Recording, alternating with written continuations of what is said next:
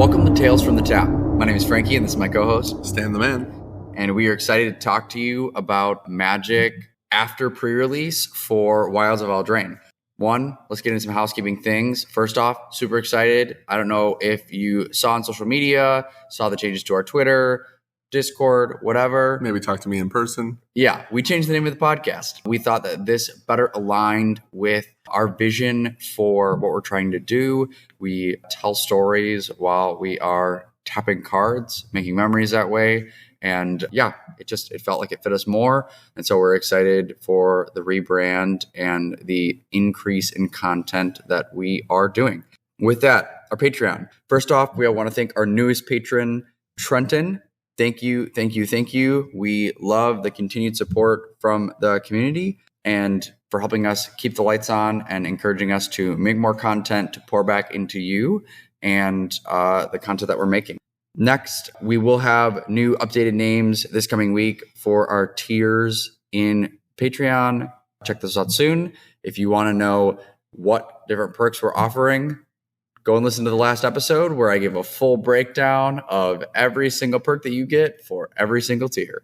Yeah, and if you have any puns or ideas for what we should name them, feel free to drop them in the Discord. I'm sure Frank would love to dabble. Oh, I love creating this stuff. It's like my favorite. Yeah, and lastly, check it out. We've got some cool stuff over there. You want tokens, whatever you want, hit us up. Next, socials, Twitter, Discord. Those are places we're posting content this week. I, on my second draft of WoW, got a trophy, posted it there. So if you're into limited, if you are into modern Pioneer brewing, I know that Stan's doing a bunch of brewing. Check our deck list out there. That's usually where we're posting stuff. We will also post it in the Discord if you want special access to that. Again, the Patreon.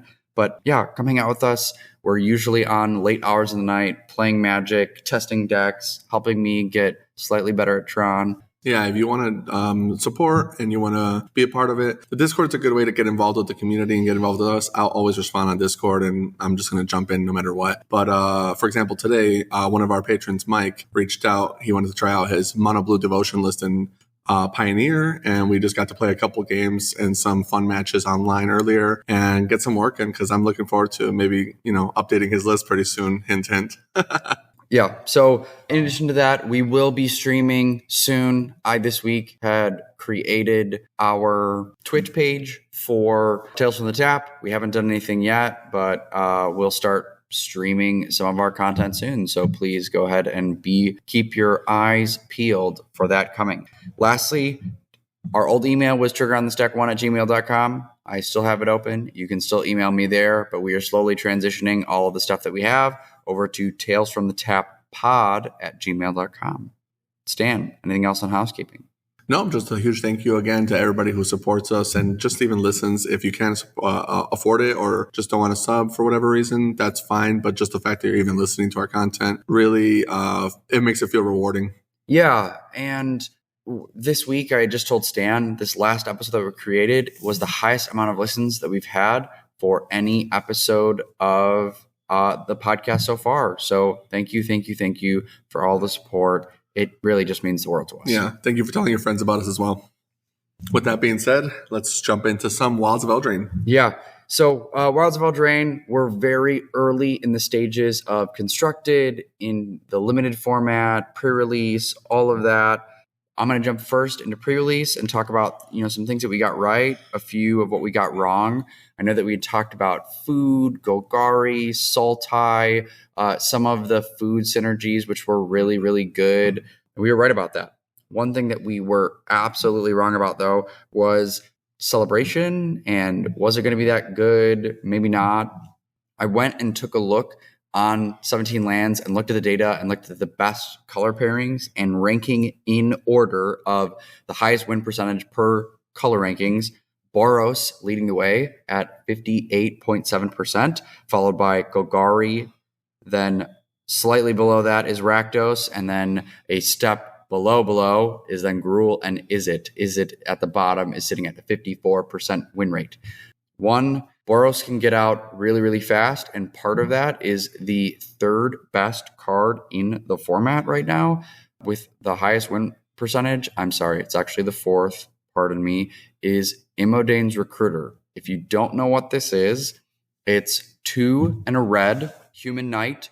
When Imodane's Recruiter enters the battlefield, creatures you can control get +1/0 and gain haste until end of turn. It also has an adventure called Train the Troops. Sorcery. Create 2/2 white knight creature tokens with vigilance. And let me tell you, I played this at pre-release, and I played this past weekend in our draft league, and I did blow out one of our regulars on a turn. He was at 16 life, and I'm not kidding, I came in for 16 because of this card.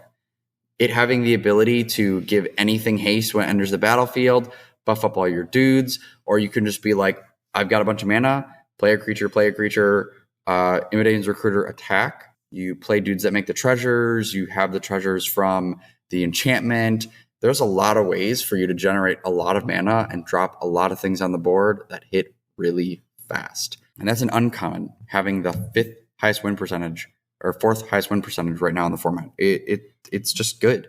I think that one of the things that we missed is that hitting Celebration with the role tokens is just it's just different than it was before. It's so consistent that we thought, are you going to get the Celebration payoff? Probably not.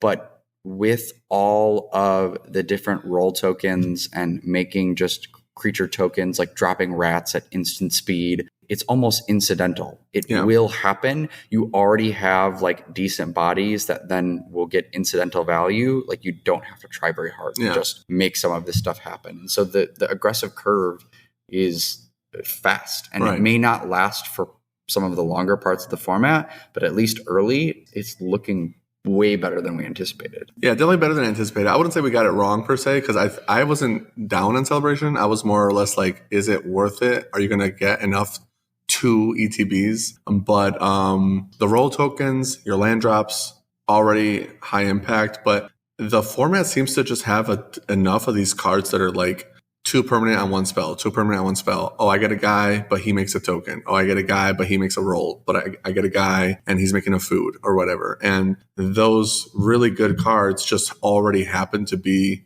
typically white, black, and red. Right now, it feels like. So Boros and its best splash color being black are just far and away the better colors, it feels like. And then Celebration just as a result just happens to win off of that, which is really nice. Yeah, and another card that I think that is the best version it's ever been is Witch's Mark. It's you put a wicked roll on something. When you play this card, you may discard a card, draw 2 cards. That card is in every single limited set we've ever seen. So usually it's like, I can have one of these to maybe if I'm drawing my lands, but it also being a buff for one of your creatures is just, it's so much better than it. Like, this is the best version of this card we've ever seen. Yeah. And so it's like, oh man, slept on that card. And it's like, if I get 2 of them, I'm both. Right. And the funny thing about Witch's Mark is like, normally you'd be like, the Tormented Voice in the format, I got to get rid of my lands. I have extra lands in my red deck and I'm trying to win. Okay, pitch the land, draw 2 cards, hope I get some action. And Witch's Mark is like, it doesn't matter what you draw. Sometimes you want the land because you got the roll token and then the land for turn. And now you got Celebration again and your Godric is a dragon. And now you're just cooking.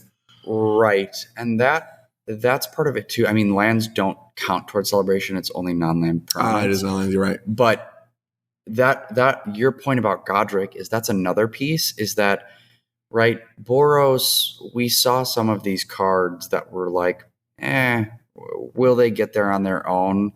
But if you slam like a Godric or like a Regal Bunicorn, or you grab one of those really good rares on top of some of these other cards, it's almost unbeatable. Mm-hmm. I mean, this past weekend, I was playing Godric. My opponent was playing a Mardu version with Godric. And guess what? All 3 games were decided by that card. His win, my win, his win. That card landed. It's becoming a 4/4 with flying and fire breathing all the time. Yeah, and it's not even like a build around card. It's just a super good card in potentially the best color for the limited format. You just want it. Doesn't matter that it's a 3-drop. It's just so good. Really, really aggressive. And I love the fire breathing on it. It's just, it kind of just has everything. Yeah. It's crazy. But it is a rare. So like, it's not always necessary. There are just some really good Boros cards in the set. Altogether, though, the limited format, I would say, is just really fun, really diverse, dynamic, interesting. Couldn't get a third D in there.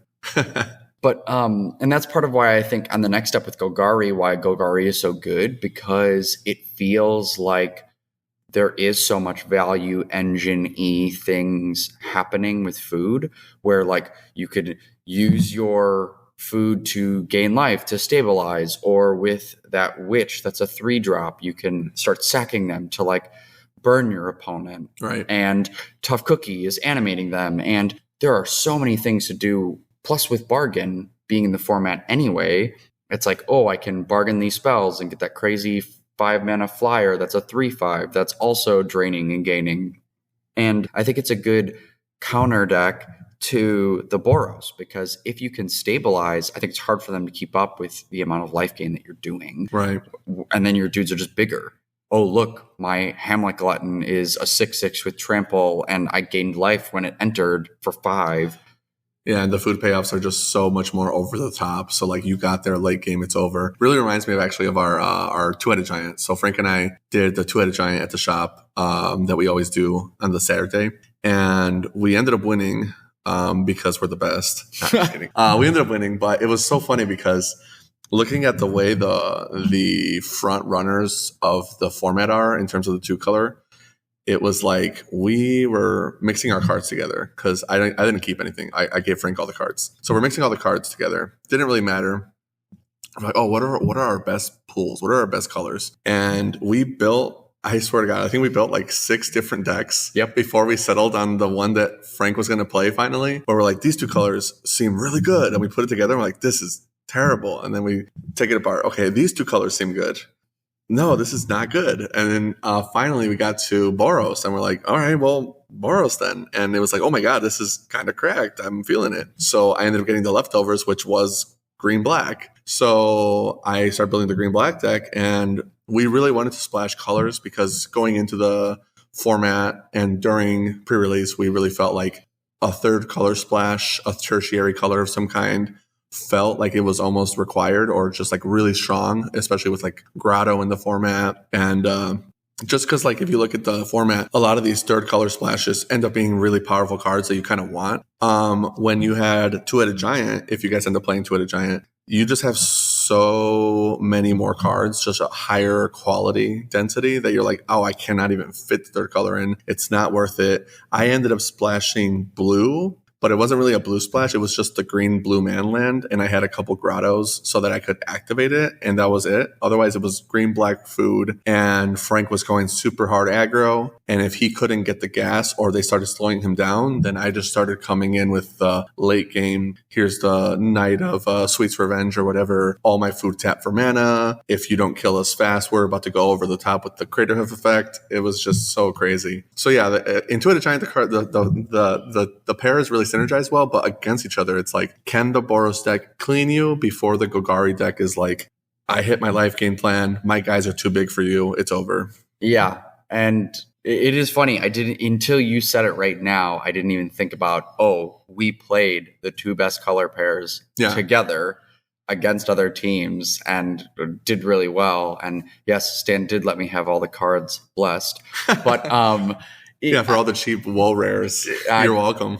Hey, I'm happy for me. But one of the things too that was really cool was that I was getting you within that 1-shot range for that Craterhoof effect because I had those 2 catapults that in 2HG would hit for 2 each turn. Right. And so it'd be like, all right, I did my early damage, and now I'm just going to sit here and be like, 2, right, 2, 2. Get him, Stan. Yeah, and definitely some cards like that are way, way different in Two-Headed Giant where they're like a lot stronger. But yeah, the fact that you could put them from like 30 to like 10 where I don't have to have 4 guys hitting them. I could have 1 flyer, like I had the fairy, Surveil 1-drop fairy. If I had enough food where just that flyer was lethal and they can't hit it because it's evasive or block it rather. So it's like, wow. Really good combo, really, really fun. But our opponents had some really cool decks, like not Universes Beyond, but the subset of the enchantments added a lot of dynamic play as well. I usually am not a big fan of those sets for limited, but it felt like these are just high impact enough to matter, but low enough that they're not like really deciding the format. Like if you got like a really busted one in Strixhaven, it just felt like, okay, well, I'm not really drafting. I'm trying to hit some luck. Sometimes, not always, but with these, they were just really cool, really clean enchantments. We did play against a guy that had Parallel Lives and Bitter Blossom, because there was so many packs in the pool, Right. just like really cool options. You had one with Dawn of Hope, which was from Guild of Ravnica, I think, which was really cool. And Dawn of Hope also really good with Celebration, making your guys. Oh yeah, nothing to do, 1/1 with lifelink. Nothing to do, 1/1 with lifelink. Yeah, and it's actually like a mana sink, which is nice because Boros a lot of times struggles to find stuff to do with their mana late game. Just a lot of really cool enchantments in the subset. I can't remember the name of it. It's like there was Retro Artifacts. There was Smothering Tide. Smothering Tides was really cool, yeah. And that's honestly where a lot of the money was, too. If you were drafting, you're like, oh, man, I hope I hit a Smothering Tide. I hope I hit a Doubling Season or whatever. Yeah. A lot of really cool cards in there.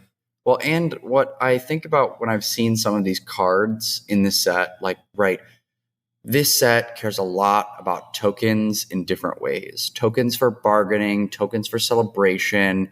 And it feels like Wizards is actually getting smart, crazy, and thinking of some of these cards to reprint in this special art that will just make sense within the limited format. Yeah. It kind of felt that way with Bro, with all the artifacts and all the artifact synergies that were in that format. It feels like they're doing this here with tokens, and it works. Yeah, no, it worked really well, especially because just like you said with Bro, it was all artifact synergies. A lot of cards in this set, like we talked about last podcast, were if your enchantment leaves the battlefield, if your enchantment whatever. And we're like, the rolls are going to help facilitate that. But the enchantments you also pull from the subset also are cards that your opponent wants to get rid of, and they're going to trigger your enchantment death triggers. So it was all around really well put together. I give a lot of credit to the design team. I know we like to flame WotC a lot, which is kind of deserved, honestly. But the design team, for what it's worth, I think have been phenomenal. Personally, I think they get too much flack sometimes. People are like, why are there so many banned cards? It's like, do you want cards to get banned, or do you want to fall asleep playing FNM? What's the play here? Because the cards are really cool. The limited formats have just been phenomenal. I used to really dislike limited, I'll be honest. And I know a lot of you listening probably don't even care for limited, or are like, I consider myself a bad limited player because I don't know X, Y, and Z about the format. If you can play Magic, you can play limited. It's really not that complicated. But fun limited and unfun limited, there's a huge difference. I mean, there's a reason why Vintage Cube is always one of the most popular things ever that are ever happening, once every quarter or whatever. But the design team is just, I gotta give them kudos. They've been killing it. Bro has been fun. One was fun. I really liked even Dominaria, where you're doing 5-color stuff. Maybe New Capenna wasn't the most exciting, but in general, I think every standard set has had a really good limited format. Commander Masters had a good limited format for what it's worth. Not Dominaria Remastered, but Commander Masters was really fun in a Commander pod too. So they kind of nailed it. They did what they were trying to do with Baldur's Gate. And the constructed formats have felt really fun, enjoyable, brewable, a lot of good stuff going on in Magic right now. I think it's an exciting time to be a player that's experienced and new, because there's just so much going on. Yeah, so much going on, so much people are coming out again. Even someone came this weekend and I spent a good amount of time talking to him, and he's like, yeah, I haven't played Magic in about 10 years. Yeah. And for those that played limited previously, if you ever tried it 5 or 6 years ago, where you're playing with a bunch of do-nothing bears and kind of feels like, whoever got the bomb rares, crushing the format. Not anymore. High synergy, high complexity in deck building, which is fun, makes not only drafts fun, but also makes the play patterns fun and dynamic. I agree 100% with Stan. If you don't play Magic, if you've thought about trying other formats, the time is now. It's a great time to be playing Magic, and there's a lot to do. Right.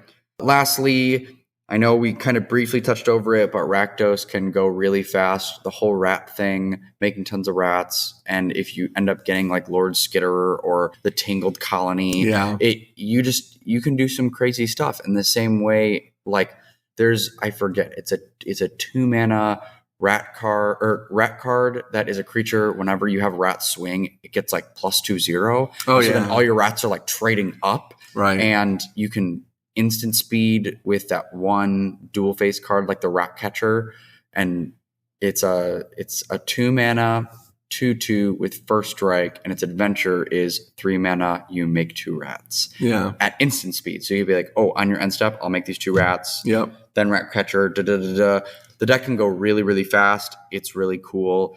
Rats are just so cool in this format, and people really sleep on them. People will pass you rat cards because they don't respect the rats. I mean, come on, you got to put some respect on these. These are some real strong rats. Yeah, so these rats are swole, like just right? coming in strong. I'm just like picturing Master Splinter walking the Ninja Turtles down. Like these are powerful rats. Yeah, not to mention like if for whatever reason you get Restless Cottage as like your green splash. Restless Cottage is attack trigger. No, not Restless Cottage. Sorry, it was the blue one. The blue-green land when it attacks makes another creature a 3/3. And Frank and I were like sending in rats, and then I'd make it a 3/3 with the blue-green man land. It's like, oh, that's so gross. The fact that your opponent has to play around that if you get a blue splash or whatever is kind of disgusting because the man lands are pretty easy to splash. But yeah, I don't know. The rats are crazy. If you get a good rat payoff, you're gonna pop off. And even if you don't, like. Rats are really good for celebration. So all of a sudden you're all playing just red or Boros. And it's just, man, what a good format. Yeah, a good format. And there are even things that I didn't even catch. Like you talked about last week with Ashiok. I had my opponent made the 2 tokens and I immediately was able to get around, kill Ashiok because I had a flying Godric. But I didn't realize that adventure triggers the tokens to get bigger. And I was like, oh man, I'm still in trouble. Yeah. I ended up winning that game, but it's just stuff like that where it was like, oh man, what a perfect set for a card like this Ashiok to be in. Plus, for all you commander players or limited players that are doing exile things, you're like, I want that card too. So really, really good all around. And as Stan kind of said a little bit about splashing, that's another thing.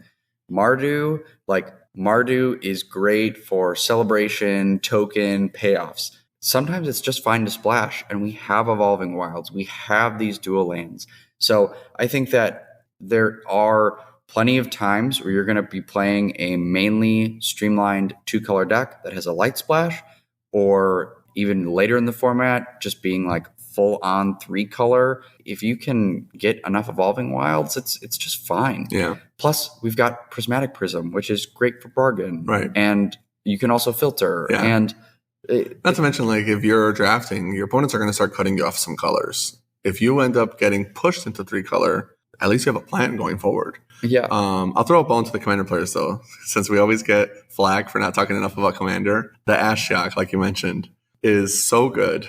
It's not going to be like modern playable, obviously, but maybe. But if you play commander and you're like a mono black player, and I love mono black, so that's why I have been really enjoying standard. But I love mono black. I don't care. Black is one of my favorite colors.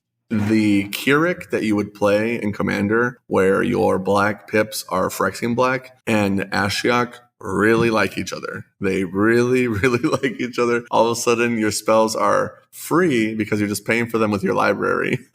So you're not going to be able to maybe win with like Thassa's Oracle and mono black. So maybe you're playing a Dimir deck if you want to combo out. But if you just cast your whole deck and flip half of it over, I think your friends are going to hate you that round. Yeah, absolutely. That's it for Limited. We'll keep you posted on what's happening in the format and maybe give a little bit more detail later as RCQ is coming, just to like help you prep for when that happens. But we also have to keep in mind Modern because it started. I went to one today, more happening this weekend and every weekend following. Today is the beginning of Modern RCQ season, and it is in full swing. There were a lot of different types of decks out there today. A format that we're not going to be seeing for a while, but which is great in my opinion because it's giving people the time to brew, and we have new cards to brew with. Pioneer. Cards we've seen already pop into some decks, some of which I think are very exciting, some of which I think are, as we have with every set, a one-of slots into the deck, or we see a fringe thing pop up for a few weeks. But so the caveat is, though I think some of these cards are real and are going to stay, some of them are, I think, flavors of the week or flavors of, we've got a new Magic card. Is it good to keep up with everything else? Maybe not. But that's for the format to decide. I have some opinions on that, but to start, one that I am really excited about is Horned Lock Whale. Yeah, you keep talking about this card, so I really want to hear this because I know that you're in love with it. I am. The Horned Lock Whale, what I've seen in the few constructed decks that I've seen, gives me the vibes of old school Control. We're playing control. I've killed everything you've had. I've been wiping the board. Now I have this big threat that you can't deal with and win the game. The difference is that Horned Lock Whale is also a spell on top of being that thing. Yeah, it's kind of like the Virtue we were talking about, the Black Virtue, where like it's a removal spell and it's a win con. Right. And so this card, Horned Lock Whale, 4 and 2 blue, flash, ward 2, Horned Lock Whale enters the battlefield tapped unless it's your turn. It's a 6/6. It also has a adventure, Lagoon Breach, instant. The owner of target attacking creature you don't control puts it on top or bottom of their library. So it's not as good as Aether Gust, but it does have the ability for, if they're hitting you with an early creature, they then have the option of, well, do I want it on top or bottom? Is it good enough for me to keep, or should I put it back? And you don't feel terrible about it in the late game because you have the ability to just flash the creature out, or I don't think people have thought about this, you can hit manlands. Pioneer is very determined by manlands. Lair of the Hydras, Den of the Bugbears, Hide the Eye Tyrant, Hull Storm Giants, and you can just be like, oop, put it on top or bottom. Comes in tapped, they can't get it for another turn. I don't think that this is going to be like oh man, stick 4 of them in your blue-white control deck, but I think this definitely takes up a slot. It's a spell and a body. And it's a good body. 6/6, ward 2, hard to deal with. You can shoot it in at any time. Yeah, I agree. Horned Lock Whale, I wouldn't even really compare it to Aether Gust because it can hit any color of creature. The fact that it's like a bounce to the top to the library is kind of cool in general. Like a Brazen Borrower bounce is nice, but it feels like that's better in a format like Modern where if this leaves the battlefield, I'm going to win. And in Pioneer, or even Standard, because this card's really good for Standard as well, if you're like, I'm going to bounce this card to the top of your library because you want to see it again, so you're going to put it there, whatever. They have to draw it again, you know? Like, it really is like card advantage. It feels good. It's probably why cards like Memory Lapse will never be in Pioneer for like rogues, like we saw in Historic, where like, oh, I'm going to counter this to the top of your deck. Okay, well, now I'm just dead. You know what I mean? But these bounce effects that do that, like Subtlety, are really cool. I think that they're dynamic, and this card seems legit. I could even see it as a 4 of, honestly, if they were really being aggressive. If it was like the only win condition, I could see it as a 4 of. It is a 6/6, so like it's going to end the game in 2 to 3 attacks. Ward on it really matters because it's ward 2. So if you flash the guy in on their end step, more than likely they're never going to have the mana to kill it before your turn. So now you have counter spells. And if they try to kill it at any point after that, it's going to be like their entire turn, like 2 mana kill spell, 3 mana kill spell. To get rid of this guy is now 4 mana kill spell, 5 mana kill spell. And that's their entire turn because they're not playing control, presumably. And if it's a control mirror match, then it might come down to who has more of them. And now you guys are bouncing each other's locked whales to each other's top decks. And the ward might come up there too when you're fighting the counter magic war. But I do especially like what you mentioned with the manlands, because one of the cards that I wanted to play a lot, and one of the reasons I hate blue-white control in Pioneer, was Soul Partition, I believe. Oh, yeah. Exile a creature. They can summon it again if they pay 2. It's non-land, though. I hate that. I wanted that card to hit manlands so bad, and it just doesn't. And then there's March of Otherworldly Light, which is like really good, but also has its weakness. And so this card is like a happy medium for me where like I can combo this now with a Soul Partition or a March or Lay Down Arms or whatever. Now I have this removal spell and my other one that like combos with it, if that makes sense. That's kind of like how I think of control. It's like you have your bad removal spell, and then you have your one that cleans up the rest, and then you have your counter spells, and then you have the sweeper, kind of like classic control style. It feels like this card is really good. I don't know. I agree with you. I would say like even hot take, like this card is like legit. Yeah, and I'm just thinking about it in the matchups where it matters, right? If you end up putting back like a Thalia's Lieutenant or Adelaine back on the deck, that's a big turn that you blinked. Mhm. Or, right, if mono green has a troll out and they're like, well, I'll just get in for this 4 damage as I'm trying to build to devotion. Right. Do they really want that troll back on top? They probably want to hit a Storm the Festival or a Cavalier. And it's just, they were hitting for 4 and they needed the devotion. Right. To take them off the devotion and then they have to make the choice, well, do I actually want to draw this? Yeah, especially with old growth. Probably not. So, yeah, I think that it will make people question attacking you more. And a lot of people complain that I just hate that control decks in Pioneer don't have a way to close out the game.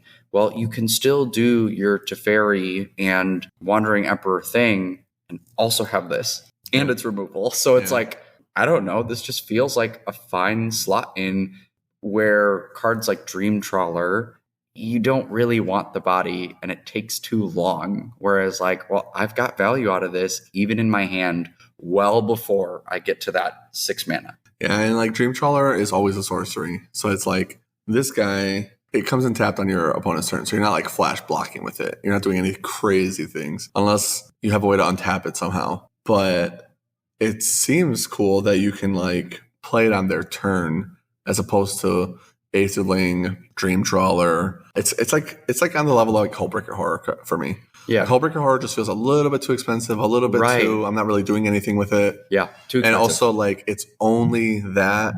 It's like, oh, but if you have Hullbreaker Horror, everything you cast is a counter spell. Yeah, I agree. But like getting to the Hullbreaker Horror is hard. Yeah. And then resolving it and having gas still is harder. And this guy is like, well, I'm just chilling. I'm putting myself in an adventure. And whenever you're ready for me, I'm ready. And you can flush out of an adventure. Like it's so crazy. And like they're going to know it's coming, which I like personally as a Magic player. My favorite flavor is, I'm going to kill you and you're going to see it. Like the Tron player stuff, like the here it is, buddy. Read them and weep.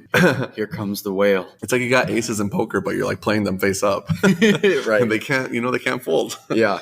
But I don't know. I think the card is sweet. I agree with you. I would say blue-eye control maybe, but it doesn't have to be blue-eye control. It is a mono blue card. It is blue adventure, blue creature. Play some Dimir control or play whatever. Well, and that was Simic. a problem, right? And that was a problem that people have with black, and that's why we talked about the black virtue being like a win con, because blue-black just didn't have a win con, and this could also potentially slot there. Yeah. The other cards that I have seen pop up in Pioneer, these next couple, I'm going to kind of rush through because I think they're very self-explanatory and they also just generally don't excite. Not because they're not good cards, but because they're very just slotting into an archetype and it's kind of easy to see why they're slotting in. So first off, I've seen some Phoenix lists coming back, people trying Phoenix, but they're trying it with sleight of hand. Makes sense. Another cantrip in blue. We don't have preordained, but we can do sleight of hand and we can do consider and we can do opt. It just feels like another one. Oh, something else that's probably better than strategic planning. Amazing. But I think that is probably good for the deck. Toadstool Admirer. This is a 1 mana green creature that has Ward 2. You may pay 3 and a green, put a 1/1 counter on it.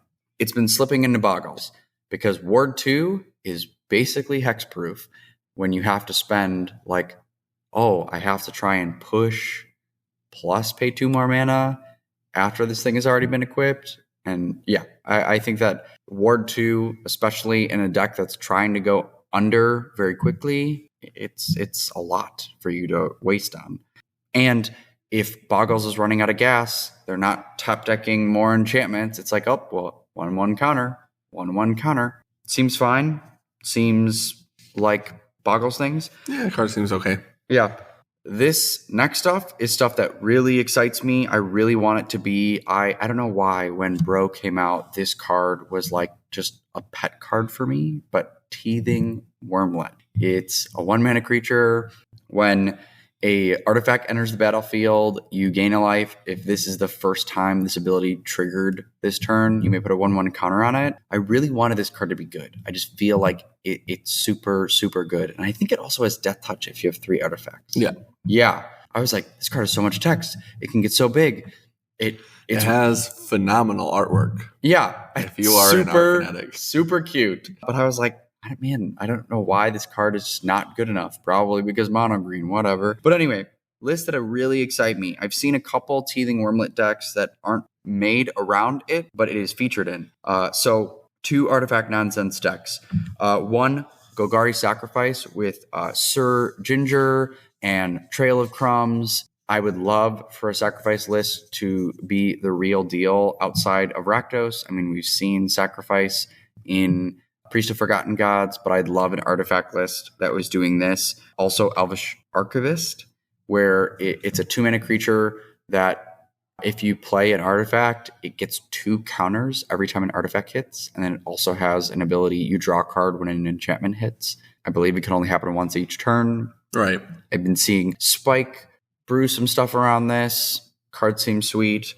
The other list is I've seen a white list with Ingenious Smith and Mishko's Reign of Truth going for just really pumping up your dudes based off of how many artifacts you have.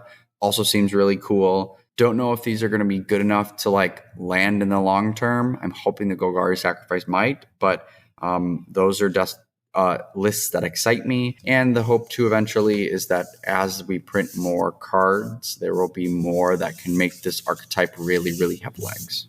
Yeah, that'd be sweet to see, honestly. I really kind of like decks that can play like Ingenious Smith and cards like that. Yeah. These next couple decks, I think, are really just... Oh, I'm sorry. There's one other list that is just like throwing a card in to an existing archetype. It's really good. I have not seen it played personally, but believe it.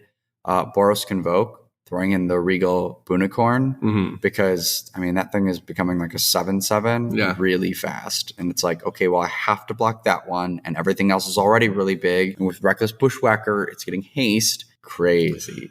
I had to remind myself that we're playing Pioneer right now, or talking about Pioneer, because when you said that and cut yourself off, I thought you were going to say like, oh, don't forget, Scam is playing Not Dead After All. Yeah, no, not going there. But yeah, that's another ad. These next 3 decks, I don't know if they're good. I feel like they're flavors of right now. I'm hoping they have legs, but we'll see what happens. Boros Hammer with Kellen. Deck seems sweet. You're grabbing Hammer. The problem is I think that you're still finding difficult ways to equip. Yeah, Kellen is not a warrior. You cannot equip the hammer to it with the 1-mana blue or white instant that they play. Although I really like her with Shadow Spear. So I think in general, like artifact strategy equipments in general, I'm happy with. I think the deck is cool. If it stays tier 2, it's fine, but it is a cool deck. Yeah. I don't know why I didn't see the list trying Kemba, because Kemba, you do have cats, but you can automatically equip things when you play Kemba. Yeah. So it's like you put a hammer down, Kemba, you have something that's equipped then, and then have more gas with Kellen later. I don't know. I'm sure the people will adapt, and we'll see what the best iterations of the lists look like. It's also just possible that whatever is happening in Pioneer is pushing that stuff out. Yeah. We talked about it before. Teamer Adventures. I've seen some lists. I would want the deck to be more like value, grindy, control-y. And it feels to me like off of lists that I've seen that it's like we're playing Bone Crusher Giants and we're playing like Lovestruck Beasts. And I'm like, is Lovestruck Beast what we want to do with we're casting adventures for double value tons of times? Like, yeah. I don't know. I think the 5/5 body is good. I think the 1/1 early for blockers is good against aggro, but I just don't know if like that card specifically is like what the deck wants to do. Yeah, I agree. I kind of wish that they would go more in the direction of like Beanstalk Giant, Escape to the Wilds, like what we were doing in Standard back in the day with Lucky Clover. That felt to me way more crazy. And you even had Fae of Wishes to make your sideboard like a transformational toolbox. That kind of adventure deck would be way more appealing to me. Maybe it has to be a Yorion deck, you know, but it could be powerful enough to keep up with what Pioneer is doing. I agree, though. I think Bone Crusher is good. You play it. Lovestruck Beast is like kind of mid. I'd rather play that like in like a red-green aggro deck. Brazen Borrower is good. So you have like the removal to like stay alive. Why not just play some ramp and get there with a 6-drop Beanstalk Giant off of Balluna or whatever? We'll see. I think that there's going to be some adaptations, but people usually tend to try the aggro versions of stuff first, it feels like. Maybe there'll be some adaptations in the future. Yeah. And then lastly, green-white tokens. This list of these lists that I'm like, I don't know it'll be good, feel the most exciting to me. This is bringing back one of my favorite cards from when I was playing Standard, Voice of Resurgence, but playing it with like a Seeker's Chariot, Boonicorn, the other rabbit, it's a something hare. That, like, the Pollen Druid? Yeah. Make your tokens bigger? Yeah, Pollen Druid. That deck looks cool. Mm-hmm. I saw Doomwake rated it at like a 3.5 out of 5. So not like, oh my gosh, this is like the real deal amazing. Yeah. But, with some tweaking, maybe could be cool. I think we've been on the fringe of having like a green-white tokens deck for a long time. But if you don't have the ability to get really wide really fast, again, mono green just makes you feel sad because it's a deck that really can't play interaction because you're trying to go wide so quickly. Yeah, they might want to play like Invasion of Gobekon. I think that's a good catch-all for these kind of white decks that are playing so many creatures. It's, you know what Invasion of Gobekon is? Yeah. So for those that don't, it's like a 2-mana battle, and it says, look at your opponent's hand, take a card out of it and exile it, and if they want to play it, they have to pay 2 more for it. And when you flip the battle, creatures that attack get a 1/1 counter on end step, and then you can sacrifice it for Heroic Intervention, which means your creatures are indestructible and hexproof. So like you kind of need a card like that when you're playing against blue light control or anything in general with field nukes, so that you don't just lose your board state. But it's kind of good against like a green deck that like the Green Devotion deck, where you're like, oh, I'm going to take your card out, or I'm going to take your Old Growth Dryad out, whatever's going to slow you down enough for me to really kill you on turn 4 or 5 before you can get set up. I think that would be a good haymaker for them, or even just like a sideboard slot card for the hard matchups. But I do hope that tokens becomes a thing, because that was like one of my favorite archetypes when I was really new to Magic, was just tokens. Anything is so fun. I like having a huge board state with dice everywhere. We'll see. I think it's a sweet deck. I hope it does keep getting better. Yeah. So did you have any other decks you want to talk about for Pioneer, or should I just jump in with whatever I have? No, I think that you should jump in. I have one hot take that I think should happen, and I want to see, is it Up the Beanstalk? Yeah, Up the Beanstalk. I want to see Up the Beanstalk make its way into Niv-to-Light, because then you're drawing a card off the cast of Niv-to-Light, plus whatever you're then casting for free is usually over 5 mana anyway. Oh, the Bring to Light, yeah. Yeah, and so you're getting 2 draws off of casting Bring to Light. You're never going to run out of gas. You're already doing Omnath things with that already, and most of your spells are above 5 anyway. Yeah, what I like about that too is I'm really hinting at Yorion here, but you can't play Karuga with Up the Beanstalk, and now you can play Yorion, and potentially I think it's getting to the point where Yorion's going to start being very good in Pioneer very soon, but people just haven't tried it yet. But the cards are looking really powerful, and the more cards like Up the Beanstalk you have, where you have really clean, powerful draw engines, and they're just good across the board, start making Yorion that much better, because you just get the free card and your deck is still consistent through the extra 20 cards. Yeah. But yeah, I agree. That'd be sweet. Up the Beanstalk's a cool card. It's kind of dabbling a little bit in decks right now, so let me jump into that, and we'll see if I end up talking about it today.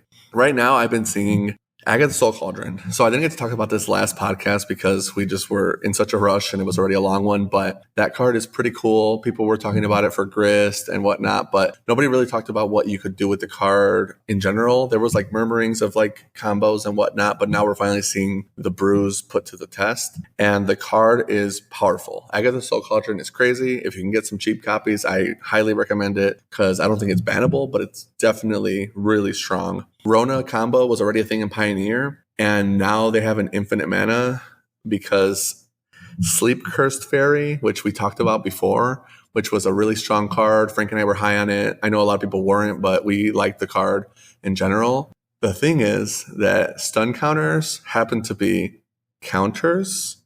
Agatha Soul Cauldron is going to be able to exile Sleep Cursed Fairies, and that makes it so that your creatures that have counters can use her untap ability. So with, I believe, Kami of Whispered Woods? Kami of Whispered Hopes? Kami of Whispered Hopes, that's the card. Because you make mana. Yeah, so Kami of Whispered Hopes says, if one or more 1/1 counters would be put on a permanent you control, that many +1 counters are put on that permanent instead. Add X mana of any one color, where X is Kami of Hope's power. So getting counters on this guy with Agatha Soul Cauldron and then exiling a Sleep Curse Fairy allows you to have infinite mana in the Rona deck now. So it's just like another engine. It seems really cool, really strong. People seem to be doing it right now. Rona was already a deck before that was pretty playable. I'm not sure if this makes it better or more consistent, but I think it does add value to the deck, and I think we'll see more of it going forward. Plus, people were already starting to move and make versions of this in Sultai anyway. Yeah, exactly. So it's kind of just something that adds to the deck without them having lost anything, in my opinion. Another cool card is Virtue of Courage. So I was already high on this card before, but I was high on it for the wrong reasons, I think. It's the red Virtue where you can do 2 damage to any target on the adventure. So it's like a bad Bone Crusher Stomp, but it's a 5-mana enchantment where if you do non-combat damage, you exile cards from the top of your deck and you get to play those cards for how much damage you've dealt. So I was kind of liking it for PNLR because she already kind of wants that kind of thing of exiling cards and casting them out of exile, but I wanted them to do burn. And there are some burn lists running around, not playing PNLR, but just red burn, playing the Virtue, and playing a bunch of just burn spells and Bone Crusher Giants, etc. It is really cool. I think it's awesome. Personally, I hope it becomes a thing because I'm a big fan of big red, where decks that are playing mono red, but they're playing big spells in general. It's kind of my flavor. My second favorite mono color besides black is red. Well, I almost want to see and have a test of this card being tried in the Magma Opus Torrential Gearhulk list, because you already want to try and remove creatures early. You're already having spells for that. And so this could be a fine slot. Like, can you imagine if you put that out and then eventually you get, oh, here's my Torrential Gearhulk, Magma Opus you for more than 4? Like, yeah, that sounds... And plus, then you're exiling cards at the top of your library. That just sounds like the game is done. Yeah, that'd be really cool, actually. I didn't even think about the blue-red deck. But that's Virtue Courage. Another card that we talked about was Elusive Otter. We mentioned before that Elusive Otter is a pretty cool card because it has evasiveness on it. However, there have been people talking about how it kind of already exists in the format, with Blister Coil Weird existing from Return to Ravnica. That is effectively a prowess 1-mana 1/1. It doesn't say prowess, but it is prowess. And so we were like, well, maybe this card's not good enough since that card wasn't good enough. And the adventure part, green X, isn't amazing. I have been seeing, though, some prowess lists that are doing 16 1-mana creatures, and they're playing the Blister Coil Weird in addition to the Otter, which I think is kind of cool. So it's like 4 Soul Spheres, 4 Soul Sword Mage, 4 Elusive Otters, 4 Blister Coil Weirds, and then you have all the prowess stuff. So it's pretty cool that you can like guaranteed effectively get a 1-mana prowess creature, get like for sure, and then from there go into whatever you have to do. And then now that you have so many more creatures, it feels like the green X 1/1 counter adventure on the Otter is less bad because you have more targets for it. So now I'm kind of liking it. The last card that I was going to talk about for Pioneer, I think Frank already covered. It's Sleight of Hand. I know he's not as high on it as I am, but I love Sleight of Hand. I think the card is sweet. I was kind of sad when it got pushed out of Modern. It's still playable in some combo decks in Modern, like Blue-Red Storm and Ad Nauseam lists that are kind of disposal of the Vault decks now. Now that Preordain's back, it's almost certainly never going to get played. However, it's getting played in a lot of Izzet decks right now, which is cool, but I kind of like it more for Prowess, which we just talked about. Prowess with 16 creatures now gets Sleight of Hand, and they can be way more consistent. I would like it if Prowess was a deck in Pioneer, just because it's a really good new player deck. It's something to get my aggro players excited about when I'm trying to get people to play the format. And in general, I think if Prowess is playable, then the format's in a decent spot, since a deck like Prowess can usually take some games off of a deck like Tron, Mono Green Devotion, but it maybe isn't good enough to beat Rakdos midrange. So kind of in a healthy spot when the format looks something like that, where there's really good aggro decks that lose to midrange, but they prey on the big mana ramp decks that are crushing the midrange decks, etc. I guess we'll see how that goes in the future. But for now, we'll probably just jump into some standard.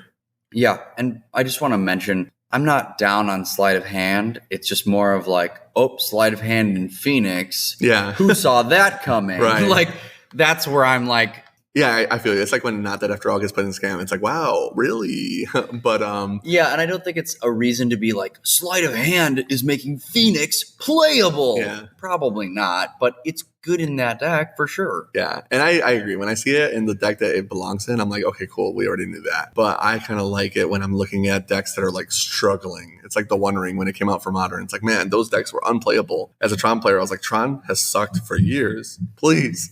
Please, we need this. Yeah, and now players that were looking for a really good cantrip, and I do think Sleight of Hand is a good cantrip in Pioneer's power level, get to play with it now. It seems fun. I'm hoping it'll start getting people to brew stuff, and I think you could even play it like in Lotus Field. It is a combo deck, so they want to kind of thin their deck out and draw into stuff, and a 1-mana draw spell doesn't seem bad when they're already doing stuff like strategic planning. I think it could be good.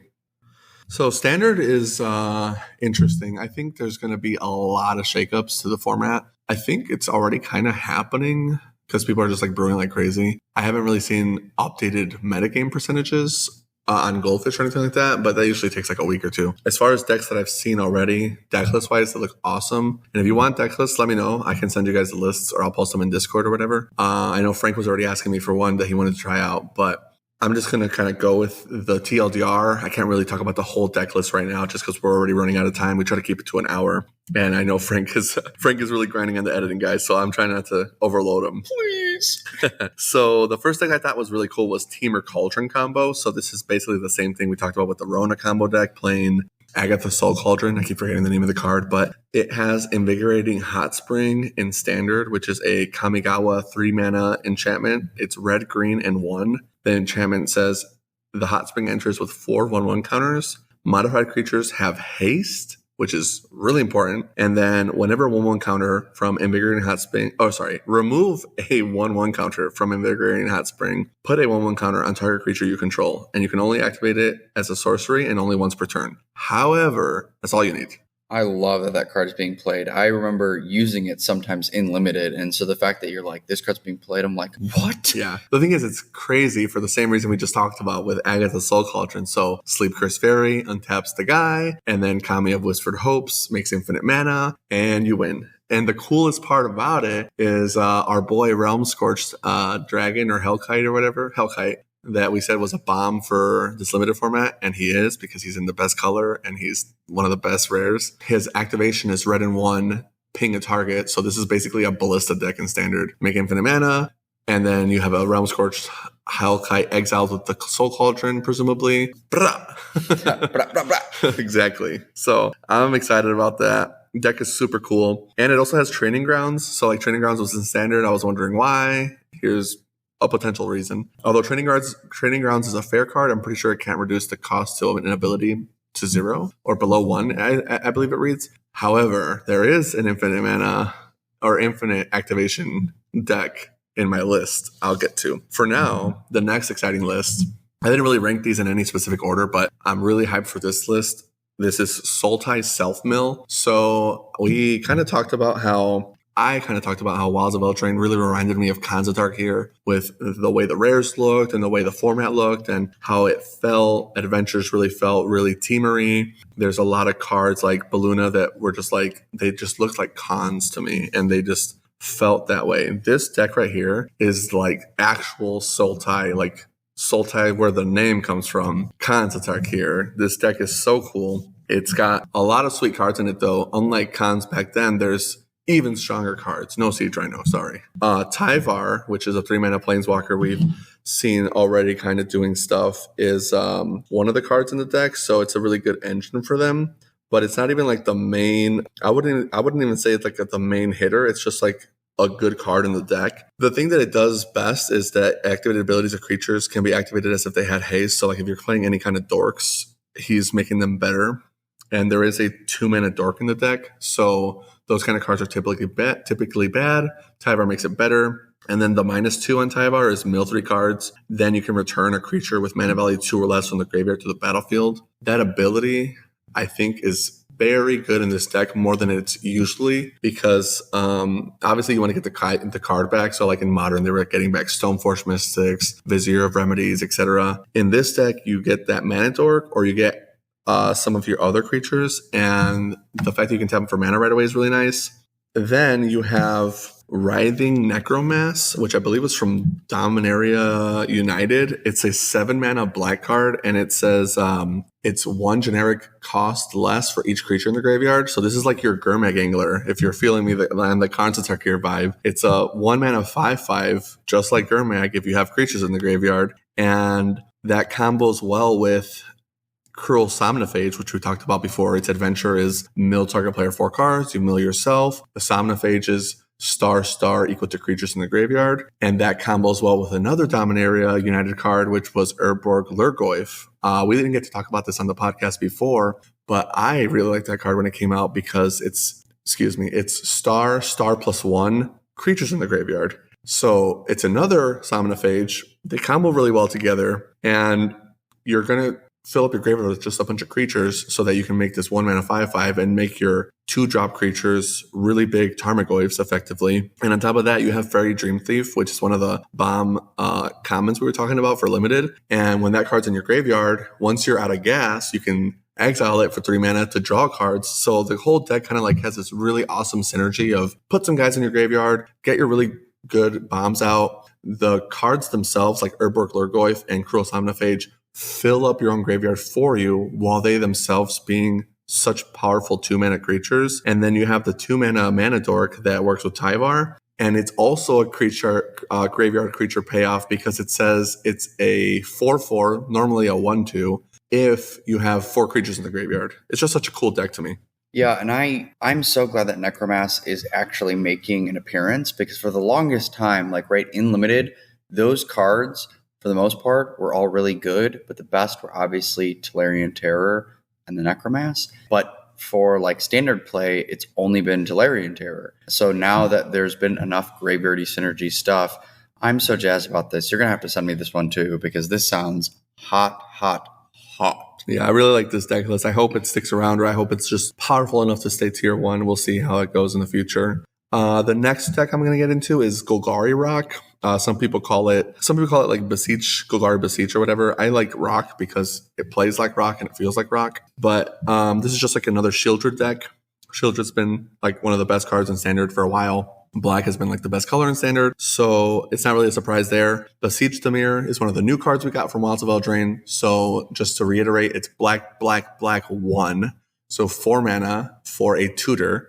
And you're thinking, well, it's just a tutor. What's good about that? Well, it has bargain. And the bargain is that if you tutored for a 4 or less CMC or mana value card, you get to play it for free. So now you're getting to trim on your Shieldreds, play 4 Beseeches. Your Beseech will find the Shieldred when you need her. But if you don't need a Shieldred, you get something else. And something else in this deck is awesome because you're playing Archfiend of the Dross, which we already know is a combo deck in Pioneer. However, in this deck, it's not a combo because we are playing Harmless Offering. So this is not necessarily like a Concertar throwback, but it's almost like a Shadows over Innistrad throwback. Same kind of era of Magic where the Archfiend of the Dross says you lose the game when it's out of oil, and you can play Fateful Handoff. So some people call this Golgari handoff, if you will. If you beseech for the Fateful Handoff, you can pass the Archfiend of the Dross before it kills you from oil, and then your opponent loses to it. So this is just straight up Harmless Offering in a GB Rock deck that has a lot of removal. It's got Glissa Sunslayer. It's really grindy, like the green-black Rock deck Frank's been playing in Pioneer we talked about. It's got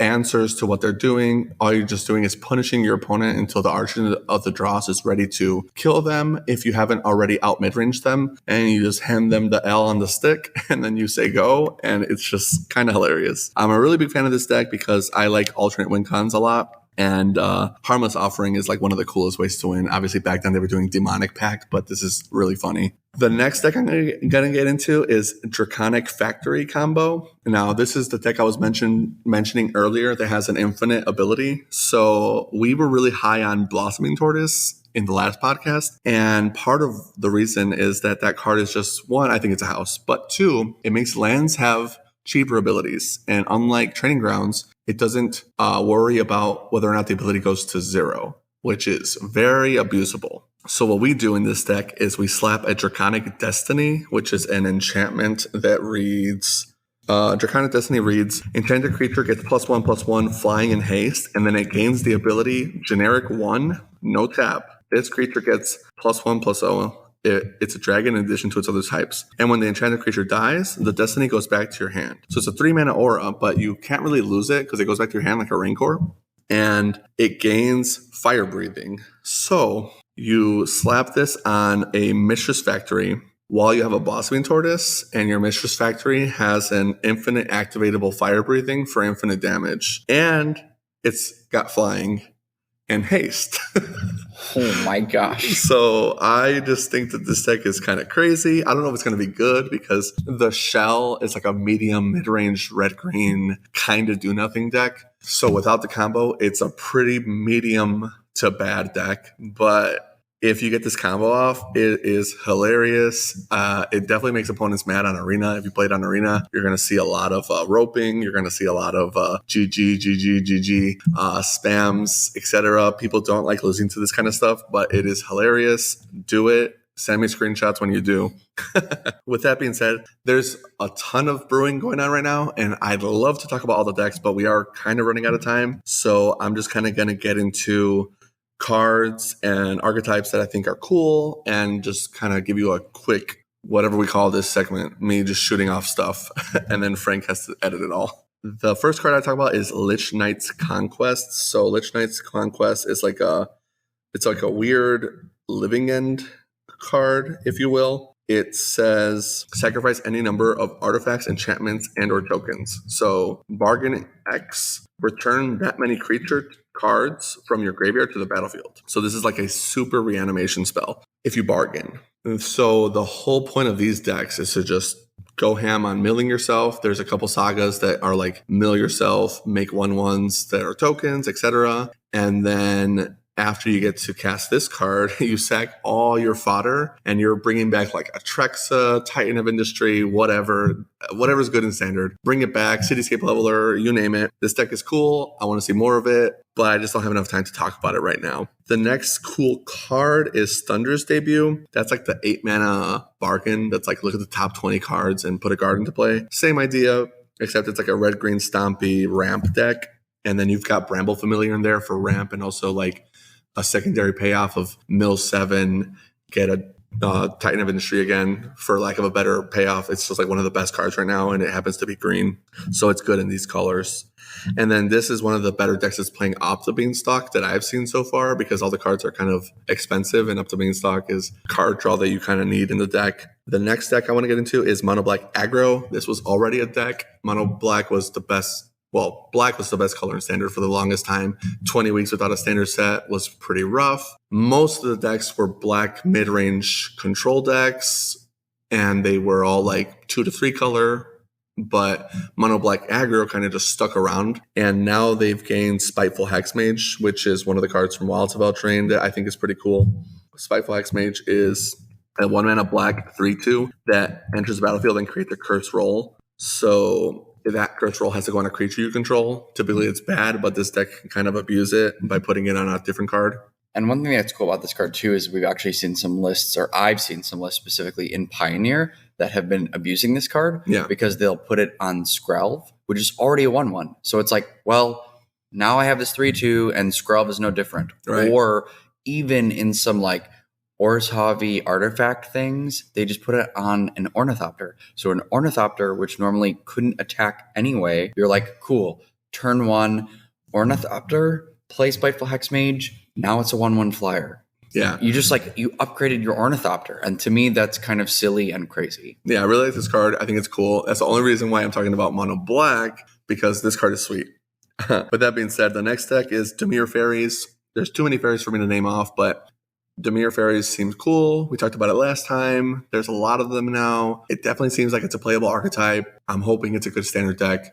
Sleep Curse Fairy is just awesome, but the whole deck has sweet cards. And Ego Drain is pretty cool too, so I kind of hope that the deck ends up being something, even if it's just tier 2. The next deck I want to get into is Red Deck Wins. So again, Red got a lot for Wilds of Eldraine, and Celebration is really powerful, like we talked about earlier. But unlike in Limited, you get to actually build your deck on purpose in Standard, and Red Deck Wins is kind of hot right now, and you get to play all the celebration payoffs you want. And one of my favorite ones is Kumena Faces Kakazan, I believe. That card is so cool. I really like powerful red cards to just do a lot. One of my favorite cards before that was Light Up the Stage. Kumena Faces Kakazan, besides having one of the coolest card names, is just a really sick card, and it's really good for celebration. So the synergy there is awesome. With that being said, there are also Boros aggro decks going around that are doing the same thing as Red Deck Wins, except they've got access to some really powerful Boros and white spells, like Cheeky Mouse is a good celebration card for aggro.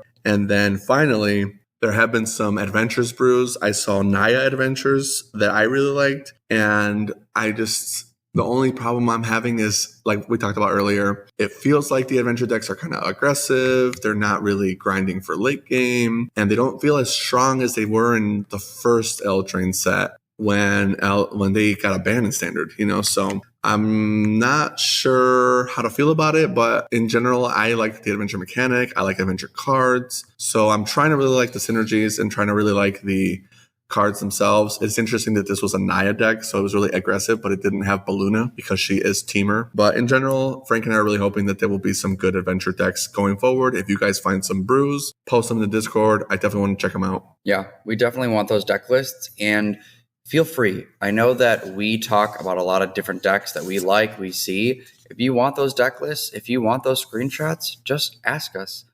Get in Patreon, get in Discord, just shoot us a DM, and we'll be happy to send that stuff over to you.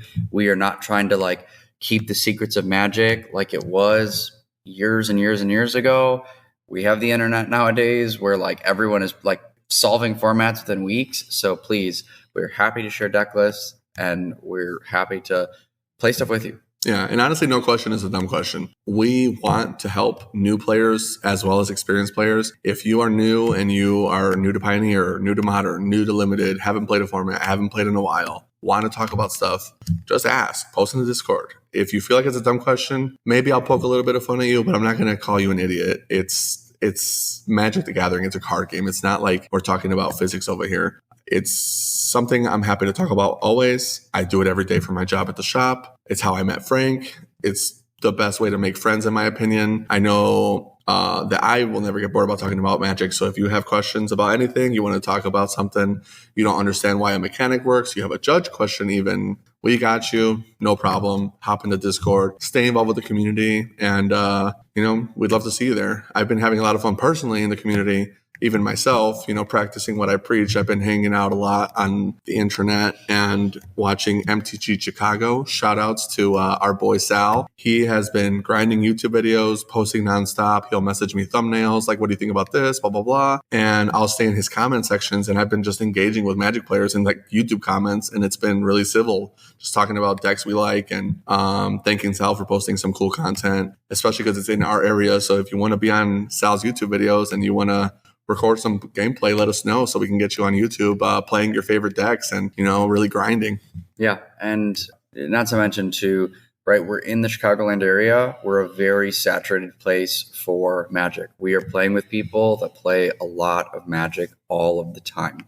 There are tons of shops in the area. We're traveling to different places. So you'll get to see a lot of different stuff and a lot of people who, actually really, not that people on the internet don't know what they're doing, but there is a lot of, as we said, experience here. So we like to think that we do know what we're doing. With that's our show. We are recapping just what we're seeing early in the format, in the different types of formats with WoW stepping in. We have a lot more to talk about as this keeps coming, especially in the Modern realm. Our episodes, just so everyone is aware, are going to be posted mostly on Sundays with my show schedule, since I am going to be performing in some live theater for the next 2 months. That is usually the time frame. It takes me about a week to get to these episodes. So check it out on Sundays is mainly when we're going to be posting, but who knows? Maybe I'll have a couple days of courage and get stuff out a little earlier to y'all. With that, again, as Stan said, shout out to MTG Chicago. They're doing great things. Thank you to Nancy Steroids for our intro and outro music.